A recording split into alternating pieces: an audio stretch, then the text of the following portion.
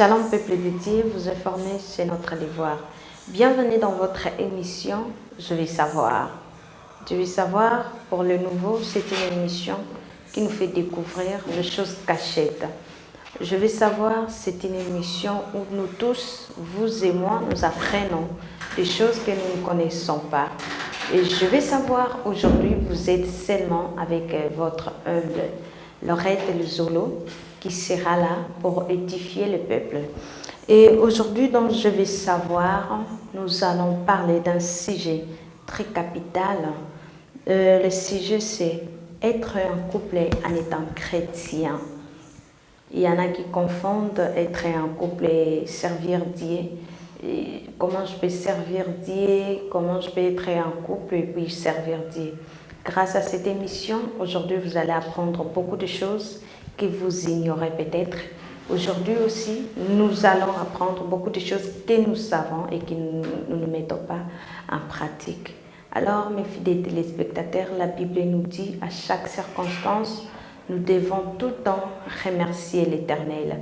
Alors, vous et moi, nous allons prier pour que le Seigneur nous conduise durant cette émission. Prions au nom de Jésus-Christ de Nazareth. Tendre Père Céleste, nous te louons, nous te rendons grâce. Merci pour ton amour infini que tu ne sais jamais de manifester envers nous. Tu t'appelles Je suis Jéhovah Rapha, Jéhovah Nissi, Jéhovah Shaïwe. Tu nous dis de venir en toi, nous tous qui sommes chargés, fatigués, tu nous donneras tes repos. Nous t'offrons ces moments entre tes saintes mains. Que toi tu sois avec nous durant toute cette émission, Seigneur. Que cette émission touche, Seigneur, une personne qui va écouter ça et qui va entendre ça, Seigneur. Je vais te louer, je vais te glorifier. Parle-nous puissant de ton Fils miraculeux, Seigneur Jésus-Christ, nous t'avons ainsi prié. Amen. Alors, fidèles téléspectateurs, comme je vous avais dit, nous allons parler d'un sujet très capital, être en couple en étant chrétien. Premièrement, nous devons savoir que le couple n'existe pas dans la Bible. Je m'explique. La Bible nous parle plutôt du mariage et du fiançailles. Comment?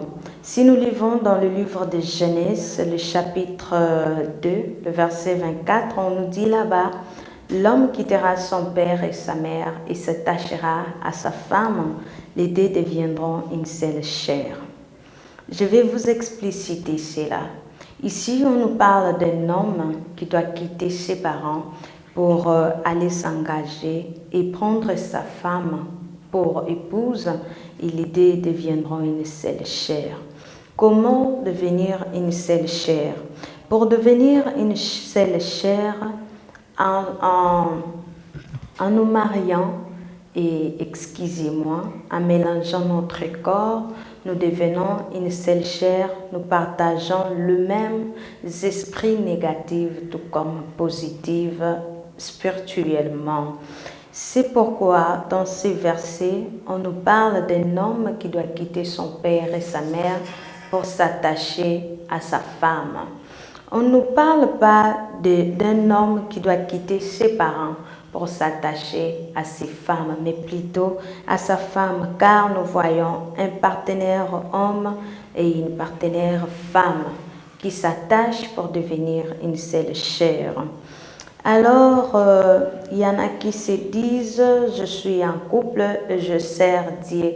Nous devons savoir que Dieu reconnaît que les fiançailles et le mariage. Nous ne devons pas être en couple et servir Dieu en même temps. Il y en a qui se disent que je suis en couple et je sers Dieu. Oui, nous devons être, en étant fiancés, nous devons être fiancés et servir Dieu. Je vais aussi m'expliquer par rapport à ça.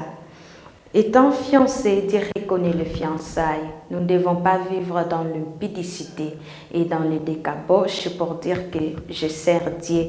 Car l'Éternel nous dit, il n'aime pas les hypocrites. Si nous lisons le livre de Luc, le chapitre 6 et le verset 42, là on nous parle de l'hypocrisie que Dieu n'aime pas.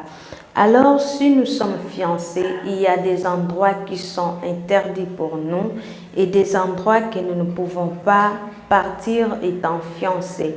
Tu es fiancé, tu dois savoir que pour avoir ou pour voir ton petit amour, ton fiancé, ta fiancée, tu dois quasiment partir chez ses parents pour le voir. Partir au restaurant, c'est pas mauvais. Prendre un peu de verre, de jus et partager un petit repas ensemble pour vous parler de vos choses, c'est pas aussi mauvais. Mais par contre, dans quel endroit où vous le faites? Vous êtes en couple et vous servez Dieu, vous êtes en couple et vous connaissez tout ce que les mariés font et vous le faites en étant non mariés, c'est de l'impudicité. Et Dieu n'aime pas ça. Car si nous lisons dans le livre de 1 Corinthiens, le chapitre 6, le verset 18, on nous dit « Fuyez l'impudicité ». Et car si nous lisons aussi dans le livre de 1 Corinthiens, le chapitre 6, le verset 19, on nous dit « Ne savez-vous pas que votre corps est le temple du Saint-Esprit qui est en vous et qui ne vous appartient pas? Donc, ce n'est pas bénéfique d'être en couple et de servir le Seigneur Jésus-Christ de Nazareth. » Si aussi nous lisons dans le livre de 1 Corinthiens, le chapitre 5, le verset 17, on nous dit si quelqu'un est en Christ, il devient une nouvelle créature, les choses anciennes sont passées, voici toute chose est devenue nouvelle. Alors, fidèles téléspectateurs, vous êtes en couple, vous devrez savoir quoi faire pour servir le Seigneur Jésus-Christ et en étant fiancé. Mais il y a une question qu'on se pose ici. Comment être en couple et comment servir le Seigneur? Comme je l'ai dit auparavant, il n'existe pas de couple dans la Bible, mais on nous parle du mariage et on nous parle du fiançailles. Je me suis déjà expliqué sur le fiançailles. Pour le marié et le mariage, je dois dire ceci. Le mariage, c'est pour toute la vie. Nous devons savoir avec qui nous nous engageons et avec qui nous allons passer toute notre vie. Et pour passer toute notre vie à côté d'un homme ou une femme, il doit être la personne que vous aimez et la personne qui vous aime. N'aimez pas le mariage parce que vous, les autres amis, se sont mariés et vous, vous êtes restés célibataires. Ne vous mariez pas parce qu'on vous met de pression en famille que vous devrez vous marier. Et en plus, ne vous mariez pas par concurrence. Ne vous mariez pas parce que votre époux ou votre fiancé a beaucoup d'argent que vos parents n'ont pas. Ne vous mariez pas parce que vous trouvez une vie luxueuse que vous aimez chez votre fiancé ou votre futur époux. Parce que vous pensez qu'en ayant tout ça, vous vivrez heureux ou heureuse. Mais par contre, ici, on nous dit vanité de vanité, comme l'a dit Abraham, tout est vanité. Nous devons nous marier parce que le mariage, c'est une conviction. Et nous devons nous marier plutôt parce que nous nous sentons prêts ou prêtes d'être engagés et d'assumer les responsabilités de notre engagement. Comment pouvons-nous assumer les responsabilités de notre engagement? C'est simple. Pour assumer les responsabilités de notre engagement, nous devons nous engager premièrement dans la prière, rester dynamique en cherchant premièrement le royaume des cieux et la justice du Seigneur, car le reste nous sera donné par-dessus de tout. Quand on voit le reste là, on voit aussi également le mariage qui est l'ajout dans une vie chrétienne. Et comment aussi, étant chrétienne, nous devons connaître notre futur et humble époux ou notre future épouse. C'est simple par là. Nous devons premièrement chercher le Seigneur, lui demander si la personne qui est devant nous, c'est réellement la personne qui est destinée pour que nous vivons ensemble.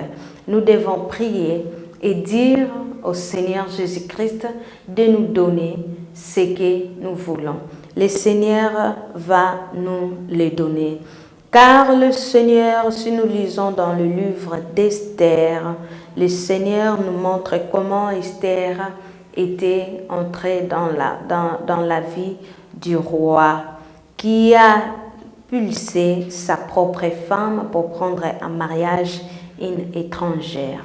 Et étant une bonne femme, nous devons également être discrètes, avoir une vie de discrétion et demeurer dans la prière en jeûnant et en priant.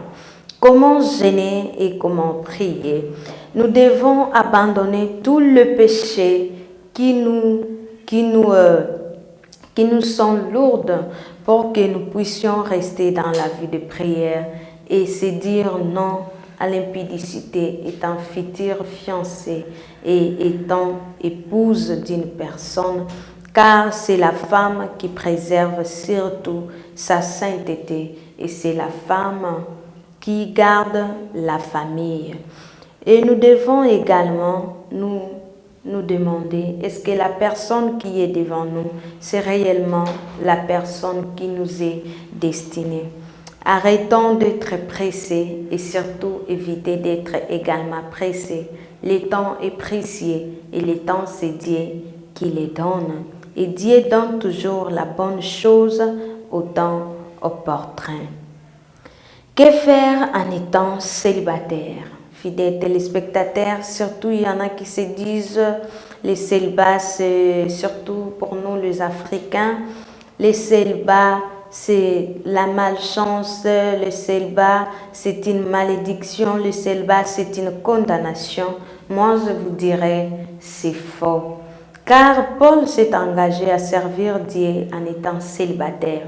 Toi aussi, tu peux t'engager à servir le Seigneur, ton Dieu, en étant célibataire. Et également leur dit, nous ne pouvons pas nous marier puisque nous voulons nous marier, mais parce que le Seigneur l'a juste dit que nous devrons nous marier et le Seigneur nous a donné un bon partenaire. Car aussi le célibat vous permet à mieux vous préparer suffisamment et efficacement pour votre conjoint. Ça vous permet aussi et ça vous aide aussi à devenir la meilleure version de vous-même. Le célibat vous prépare également à être un bon père ou une bonne mère pour ses enfants et le célibat vous prépare aussi à être de meilleurs parents pour votre futur. Comment? Vous devrez savoir être mature, suffisamment mature spirituellement. Parce que avant de se mettre en couple ou avant de se marier, il faut être suffisamment mature spirituellement.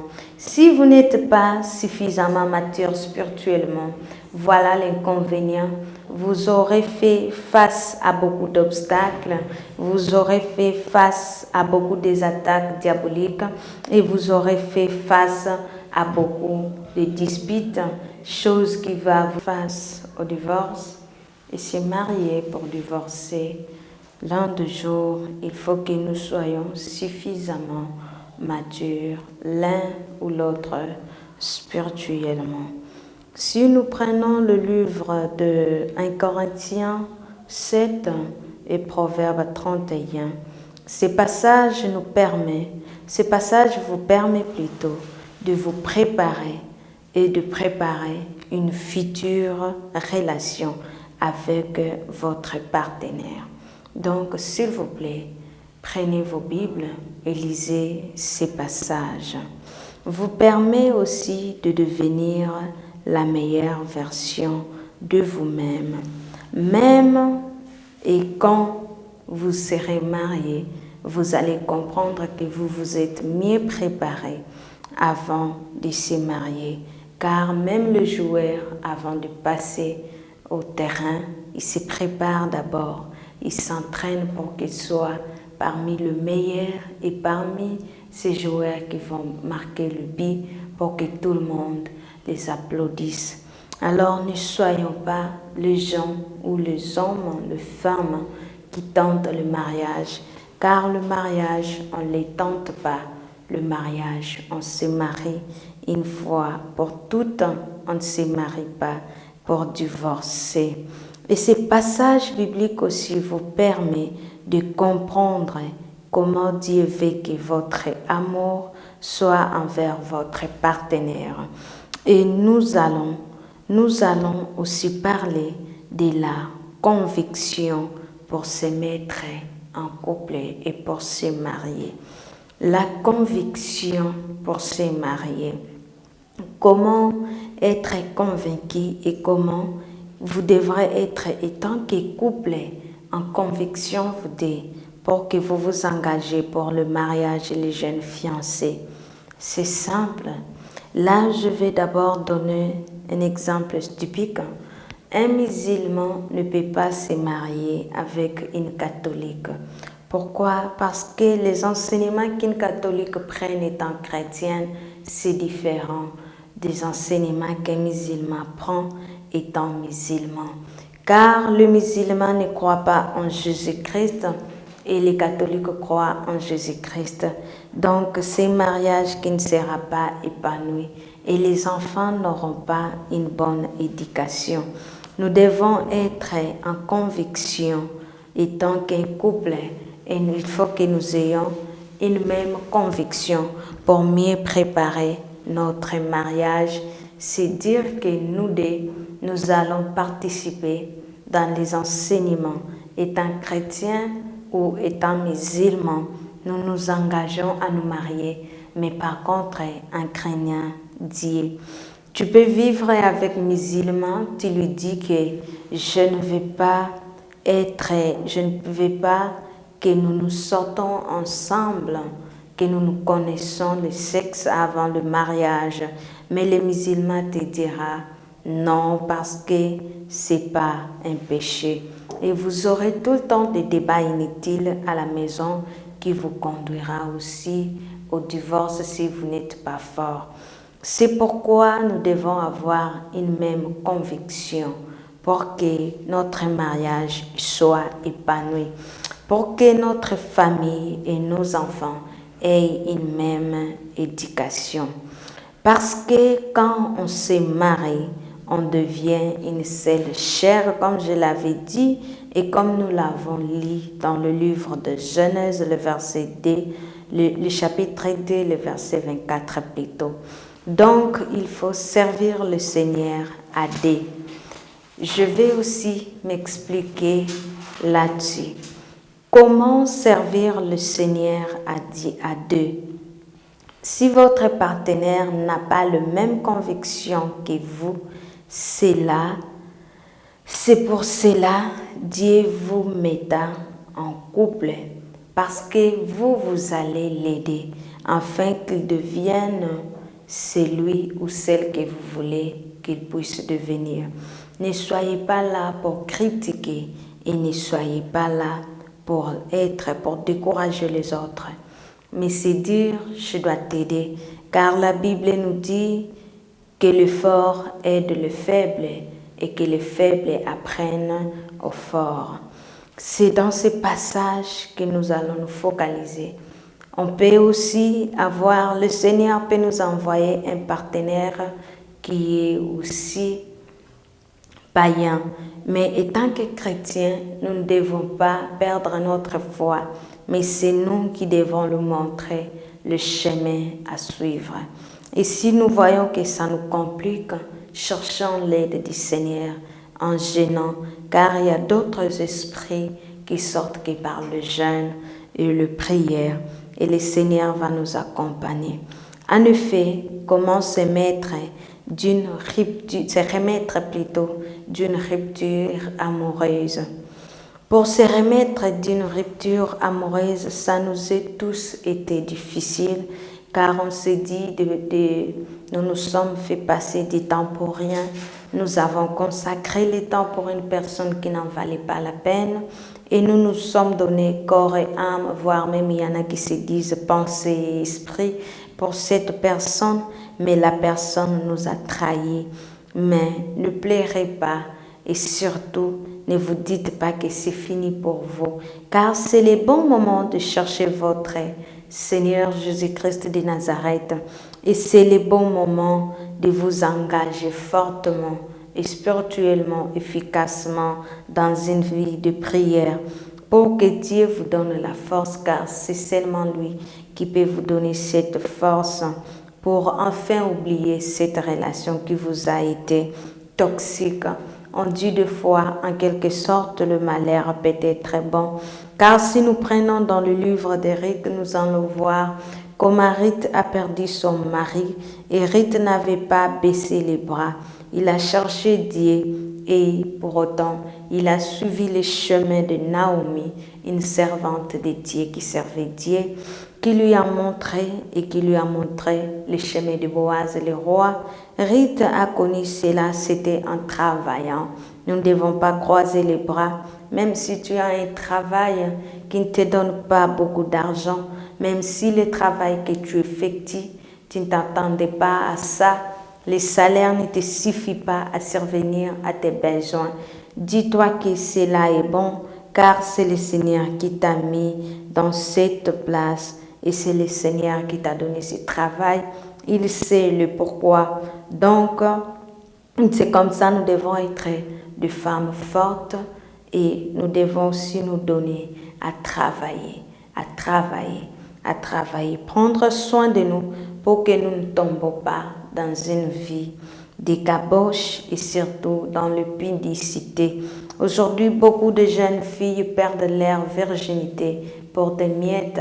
Un homme peut te donner l'iPhone, un homme peut te donner tous les habits de marque que tu veux, mais peut-être que tu as perdu ta grâce à cause de l'impudicité. Les œuvres du Seigneur Jésus-Christ, nous devons en mettre en pratique, fuir l'impudicité, car aujourd'hui nous parlons de cela. Servir Seigneur Jésus-Christ pendant le moment de rupture, est-ce possible? Oui, c'est tellement possible, car c'est le moment idéal de chercher et d'arranger notre vie et notre relation avec Jésus-Christ en ayant une gratitude et demander sincèrement pardon par nos péchés que nous avons commis auparavant. Et c'est dire que nous allons maintenant vivre selon le Seigneur et attendre le bon moment et attendre le moment de Christ. Dire non à l'impudicité après une rupture ou après une déception. Ne disez pas non à l'impudicité parce qu'on vous a trahi.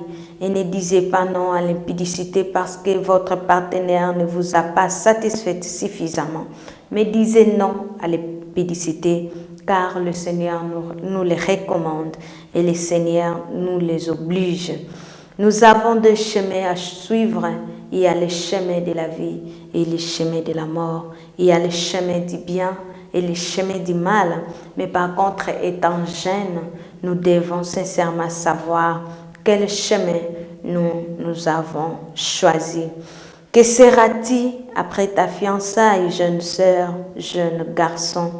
Que deviendra-t-il après ta fiançaille, après ton fiançaille? Est-ce que tu seras un bon mari? Est-ce que tu seras un bon père? Est-ce que tu seras une bonne mère? Est-ce que tu seras une bonne femme? Nous allons nous parler de ça à une prochaine émission, car c'est là.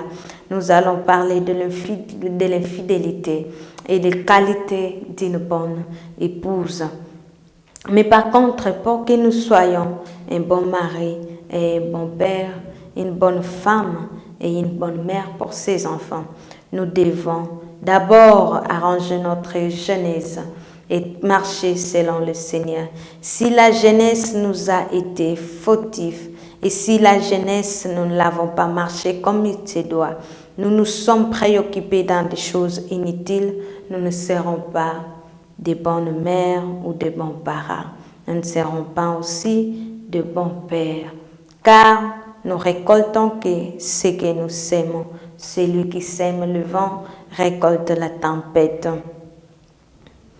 Voilà, fidèles téléspectateurs, est-ce qu'on peut rester célibataire pour mieux servir le Seigneur? La réponse et qu'on peut servir le Seigneur en étant célibataire, tout comme en étant marié. Pourquoi je dis ça? C'est parce que si nous lisons dans le livre de 1 Corinthiens, le chapitre 1 Corinthiens 7, 8, là on va nous montrer comment servir Dieu en étant marié, tout comme en étant célibataire. On nous dit que c'est lui qui est fiancé, qu'il se réjouisse de ça, et toi célibataire, réjouis-toi de ça, car le Seigneur sait ce qui est bon pour toi. Et si nous lisons 1 Corinthiens du chapitre 1, du 1 Corinthiens 7, du verset 1 jusqu'à 38 ou 32, si je ne me trompe pas, là on nous montre d'une vie spirituelle, du mariage, de fiancés, de célibataires, de divorcés, de veuves, comment leur vie doivent être. Alors, s'il vous plaît, lisez ces passages et ça vous permettra de comprendre beaucoup de choses. Comment, avec son mari et sa femme, nous pouvons lire 1 Corinthiens 7, comme je l'ai dit, lisons tous les versets, nous allons comprendre comment nous devons nous comporter. La bonne nouvelle est que Christ Jésus-Christ de Nazareth est mort pour nos péchés. Et si nous nous confions en lui demandant pardon sincèrement et comme il se doit, le Seigneur nous pardonnera. Car dans sa parole, dans le livre de Genèse, de Jérémie plutôt, il nous dit, venez à moi tous qui êtes chargés et fatigués, je vous donnerai du repos. Que les choses de ce monde plutôt ne vous agacent pas et ne perdrez pas votre jeunesse parce que vous voulez tout avoir et parce que vous êtes convaincus de tout avoir. Le Seigneur sait donner chaque chose à un bon moment et à l'heure qu'il faut. Et surtout, fidèles téléspectateurs, vous qui êtes encore vierges, gardez votre dignité, car la dignité ne s'achète pas. La virginité, c'est une grâce et une gloire glorieuse que nous devrons garder jalousement, étant qu'enfants de Dieu.